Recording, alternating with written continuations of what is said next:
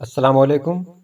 ایک بہت خاص ویڈیو لے کر آیا ہوں۔ ایتا ایتا کسے کہتے ہیں؟ ایتائے جلی اور ایتائے خفی کیا ہے؟ شاعروں کے لیے اسے جان لینا بہت ضروری ہے۔ تو آئیے شاعری سیکھتے ہیں سیریز کی یہ ویڈیو، یقیناً آپ کو پسند آئے گی۔ تو چلیے ویڈیو شروع کرتے ہیں۔ ایتا شاعری کا ایک عیب ہے۔ اسے جاننے کے لیے سب سے پہلے ہمیں حرف روی کے بارے میں جاننا ہوگا۔ پہلے بھی آپ جان چکے ہیں حرف روی کس کو کہتے ہیں۔ مثال کے طور پر میں آپ کو یہاں پر بتا رہا ہوں کہ جان اور ایمان، یہ دونوں اگر قوافی ہیں تو اس کا حرف روی کیا ہے؟ جان اور ایمان۔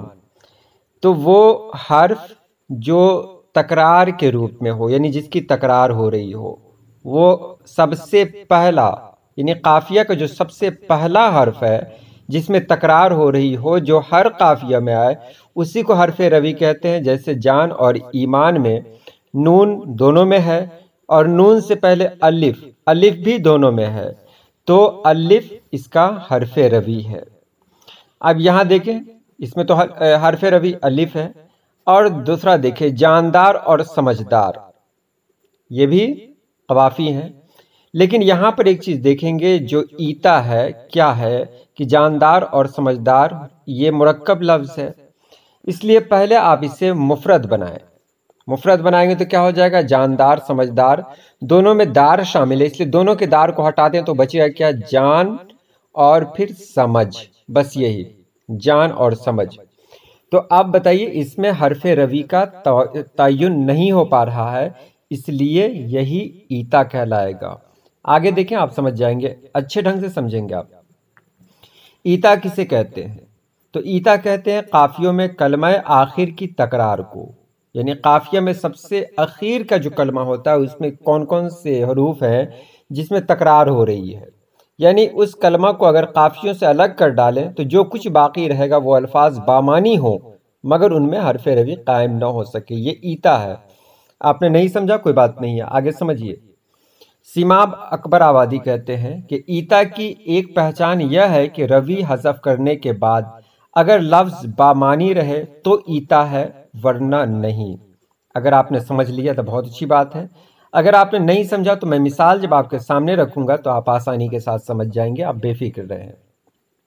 آپ دیکھیے مثال ہے یہاں پر، یہ تو نہیں انسان جفا گر نہیں ہوتا، یہ تو نہیں انسان جفاگر نہیں ہوتا، تم سا بھی مگر کوئی ستمگر نہیں ہوتا۔ اب بتائیے، اس میں جو قوافی استعمال ہوئے ہیں وہ مرکب الفاظ استعمال ہوئے ہیں، یاد رکھیں۔ ایتائے جلی یعنی جو ظاہر ایتا ہو اس میں مرکب الفاظ ہی ہوتے ہیں، جان لیں، یہ ایتائے جلی کی ایک مثال ہے۔ اس میں کیا قوافی استعمال ہوئے؟ جفاگر، ستمگر۔ اب اس کا قاعدہ یہ ہے کہ جو مرکب الفاظ ہوں ان کو مفرد بنائیے، تو جفاگر میں جفاگر اور ستمگر میں ستمگر، تو دونوں کا گر آپ ہٹا دیں گے تو یہاں دیکھیے ادھر حرف روی الف ہو رہا ہے اور ادھر جفا میں حرف روی الف ہو گیا اور ستم میں حرف روی میم ہو گیا، اس لیے یہ غلط ہے۔ یعنی جفاگر کا قافیہ کبھی بھی ستمگر نہیں ہو سکتا اگر اسے مطلع میں استعمال کریں تو، یاد رکھیے گا۔ سمندر، ایک میں آپ جفاگر استعمال کر لیں، اس کے بعد سمندر استعمال کریں مطلع میں، اس کے بعد آپ ستمگر استعمال کر سکتے ہیں، لیکن مطلع میں ہی دونوں کا استعمال نہیں کیا جا سکتا ہے۔ ایک اور آسان مثال میں آپ کو دے رہا ہوں، یہاں دیکھیے منظر اور دفتر دونوں قوافی ہیں، میں حرف روی رے ہے، یہ تو دیکھ ہی رہے ہیں، منظر، دفتر، یعنی کس حرف کی تکرار ہو رہی ہے؟ تو رے کی تکرار ہو رہی ہے، تو اس میں حرف روی رے ہے۔ اس کے پہلے کیا بچ رہا ہے؟ تو ادھر بچ رہا ہے منز، اور دفتر کا رے ہٹا دیں گے تو دفت بچ رہا ہے۔ اسی طرح الفت اور چاہت میں بھی حرف روی تے ہے، اگر تے دونوں لفظوں سے ہٹا دیں تو بچے گا الف اور چاہ۔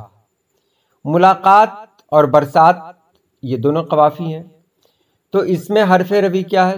تے ہے، حرف روی تے لکھا گیا ہے، لیکن اس میں حرف روی تے نہیں ہے بلکہ حرف روی الف ہے، کیونکہ تے کے پہلے الف کا جو استعمال کیا گیا ہے اس کی بھی تکرار ہو رہی ہے۔ تو یہاں آپ دیکھ رہے ہیں ملاقات اور برسات میں حرف روی الف ہے، تو کیا اس میں بچا؟ ملاق اور برس۔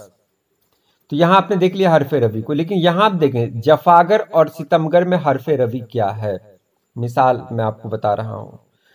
تو جفاگر اور ستمگر میں حرف روی کیا ہے، مان لیا میں نے اپنی غزل کے مطلع میں دونوں قوافی کو استعمال کر دیے، جفاگر اور ستمگر۔ تو اس میں آپ دیکھیے حرف روی کیا ہے دونوں کا، رے ہے، حقیقت میں کیا ہے حرف روی، رے ہے۔ تو بچتا کیا ہے، جفاگ اور ستمگ، یہی بچتا ہے۔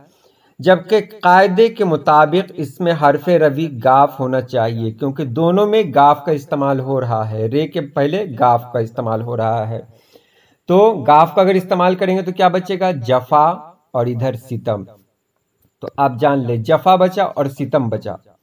تو جفا اور ستم یہ کبھی بھی، کیونکہ اس میں حرف روی نہیں ہے، اور دوسری بات کہ یہ دونوں بامانی الفاظ ہیں، بامانی الفاظ اگر کہیں رہیں گے دونوں تو یہ حرف روی، تو یہ مطلب اس کو ایتا نہیں کہیں گے، لیکن یہ دونوں بامانی الفاظ ہو گئے جفا اور ستم، تو یہ ایتا ہے۔ اب ایک دم آسان طریقے سے اور سمجھیں، چلنا، بہلنا یہ قافیہ ہے اور فعل ہے یعنی ورب ہے۔ اگر اسے فعل امر بنائے تو کیا ہو جائے گا، چل اور بہل، یہ ہو جائے گا۔ یہاں چل اور بہل معنی دار لفظ ہیں، اس سے پہلے میں نے کہا تھا کہ معنی دار لفظ اگر کہیں ہو تو ایتا ہو جاتا ہے، لیکن یہاں دیکھیں معنی دار لفظ ہیں مگر یہ قافیہ ہیں، قافیہ ہیں، چل اور بہل دونوں کیا ہیں۔ اب دیکھیے گا کہ یہ بھی قافیہ ہے، اگر چل قافیہ رکھا جائے تو بہل بھی قافیہ ہو سکتا ہے اس کا۔ تو معنی دار ہونے کے بعد جو بچے ہوئے الفاظ ہوں وہ اگر قافیے کے روپ میں استعمال ہو جاتے ہیں دوسرے قافیے کے روپ میں تو اس میں ایتا نہیں ہوگا۔ ایتا جاننے کے لیے آپ یہ جان لیں کہ جو بھی مرکب الفاظ ہوں ان کو آپ دو حصے میں بانٹیں، یعنی مفرد بنا دیں، جیسے سمجھدار، ایماندار۔ اب دونوں کو دو حصے میں بانٹیں گے تو جیسے سمجھدار ایماندار ہے، دونوں میں کیا ہوگا، دار دار، دونوں کے دار کو ہٹا دیں، ادھر کیا بچا، سمجھ، ادھر کیا بچا، ایمان، دونوں معنی دار لفظ ہیں۔ تو جب دونوں معنی دار لفظ ہوں اور وہ دونوں قافیہ میں استعمال نہیں ہو پا رہے ہوں تو وہیں ایتا ہو جاتا ہے۔ یہ ایتائے جلی کی مثال میں بتا رہا ہوں۔ ایتائے جلی جب بھی ہوتا ہے یہ مرکب لفظ میں ہوتا ہے، اس کو جان لیں۔ تو سمجھدار اور ایماندار میں دار دار کو کاٹ دیں۔ اب بتائیے سمجھ کا قافیہ کیا ایمان ہو سکتا ہے؟ بالکل نہیں ہو سکتا۔ اسی طرح خوش بخت اور بد بخت، دونوں بخت کو آپ کاٹ دیں، بچے گا خوش اور ادھر بد۔ دونوں، پہلی بات یہ ہے کہ دونوں معنی دار لفظ ہیں، تو معنی دار لفظ ہوئے تو ایسے بھی کٹ گئے، تو ایسے بھی یہ قافیہ نہیں ہوا۔ اور اگر معنی دار ہیں بھی تو اس کی شرط ہے کہ دونوں قوافی ہونے چاہیے، جیسے خوش کا قوافی کبھی بھی بد نہیں ہوگا، خوش کا قافیہ کبھی بھی بد نہیں ہو سکتا ہے، اس لیے یہ بھی ایتا ہے، یہ ایتائے جلی کی مثال ہے۔ یہاں میں آپ کو تھوڑی سی تفصیل سے بتا رہا ہوں۔ ایتا ریسیپٹیو رائم، یہ عروضی عیب ہے۔ ایتا مشرقی شعریات کی اصطلاح ہے، اسے شائگان بھی کہتے ہیں۔ اس سے مراد کسی ایک شعر میں مکمل قافیہ یا قافیہ کے ایک حصے کو دو بار لانا ہے۔ آپ نے جان لیا قافیہ کا ایک حصہ اس کو دو بار لانا ہے، یہ عروضی عیب شمار ہوتا ہے۔ جیسے دیکھیے مثال ہے، نگاہ شعلہ نہیں، چہرہ آفتاب نہیں، وہ آدمی ہے مگر دیکھنے کی تاب نہیں۔ اب نیچے جو قافیہ استعمال ہوا ہے تاب، بتائیے وہی لفظ تو آفتاب میں بھی ہے، بھلے ہی معنی بدل گیا ہو لیکن تاب لفظ نیچے بھی ہے اور تاب اوپر بھی آ گیا ہے، تو یہاں قافیہ کو دو بار استعمال کر دیا گیا، یہی ایتا ہے، اسی کو ایتا کہتے ہیں۔ یہ جو میں نے نوٹ کیا ہے پروفیسر انور جمال کی تصنیف ہے ادبی اصطلاحات، وہاں سے نوٹ کیا ہے، آگے دیکھیں۔ سب سے پہلے بات کرتے ہیں ایتائے جلی۔ تو میں نے آپ کو پہلے ہی بتا دیا ایتائے جلی جب بھی ہوگا، خاص طور سے جب بھی ہوگا وہ مرکب الفاظ میں، یعنی مرکب الفاظ سے جو قافیے بنتے ہیں نا اس میں یہ عیب ہوگا۔ ایتائے جلی عموماً تبھی واقع ہوتا ہے جب مطلق کے قوافی مرکب الفاظ پر مشتمل ہوں، میں نے بتا دیا، اور اسے پہچاننا قدرے آسان ہوتا ہے۔ جیسے اگر قوافی صحت مند اور دولت مند لیے جائیں تو اسے ایتائے جلی کہیں گے۔ کیوں کہیں گے؟ جی ہاں، اگر صحت مند اور دولت مند لے لیا قافیہ تو یہ قافیہ ہو سکتا ہے بشرطے کہ اس میں آپ کو حرف روی تے ماننا پڑے گا۔ تو اب دولت مند، صحت مند، اب اس کا قافیہ آپ کیا لیں گے؟ تو کبھی بھی اس کا قافیہ دوسرا نہیں بنے گا آپ سے. اس لیے یہاں پر اگر قافیہ لے لیتے ہیں صحت مند اور دولت مند، اور نیچے جا کر آپ قافیہ بنا دیتے ہیں فکر مند، تو یہی ایتائے جلی ہو جائے گا، یہی ایک عیب ہو جائے گا. صحت مند اور دولت مند تو قافیہ آپ نے لے لیا، مطلب ہے چلیے لے لیا. اگر وہاں آپ نے نبھا دیا تو آپ کو غزل کے سبھی اشعار میں یہ قوافی نبھانے پڑیں گے، یہ آپ کے لیے شرط ہے. لیکن پھر آپ صحت مند اور دولت مند کی جگہ پر آپ لکھیں گے رضامند، تو کیا یہ رضامند ہو جائے گا؟ نہیں ہوگا. صحت مند اور دولت مند میں مند کو آپ نے کاٹ دیا تو ادھر بچا صحت اور دولت. صحت اور دولت کا حرف روی ہے تے، تو آپ کو مند کے پہلے تے کا بھی استعمال کرنا پڑے گا، تبھی آپ مطلب ایتا جیسے عیب سے محفوظ رہیں گے. یہ ایک شرط ہے. اس کے بعد ہے ایتائے خفی. تو ایتائے خفی قافیہ کی تمام شرائط کو پورا کرتا ہے، یعنی ان دونوں قوافی میں حرف روی کا اعلان موجود ہوتا ہے. جی حرف روی اس میں بھی ہوتا ہے. چنانچہ غزل کے بقیہ اشعار کے لیے قافیہ درست طریقے سے قائم ہو جاتا ہے، اس لیے تو خفی کہتے ہیں. لیکن دونوں قوافی میں حرف روی سے پہلے ایک یا ایک سے زیادہ حروف کی تکرار نظر آتی ہے. اگر آپ مطلع میں ہلچل اور آنچل کو قوافی بنا لیں تو یہاں ایتائے خفی کا عیب واقع ہو جائے گا. دیکھ رہے ہیں آپ، ہلچل آنچل، اس میں حرف روی کون ہے؟ تو اس میں حرف روی ہے چے. تو ہلچل آنچل میں اب جو بھی آپ شعر بنائیں گے، جو بھی شعر کہیں گے اگلا، اس میں آپ کو چے لانا شرط ہو جائے گا. آپ بنا چے کے، بغیر چے کے آپ کوئی لفظ نہیں دے پائیں گے. یہاں پر اگر ہلچل ہے، آنچل ہے، یہاں پر اگر آپ نے پاگل قافیہ بنا لیا تو پھر غلط ہو جائے گا، کیونکہ ہلچل آنچل دونوں میں چل چل موجود ہے، تو اس میں چے حرف روی ہے.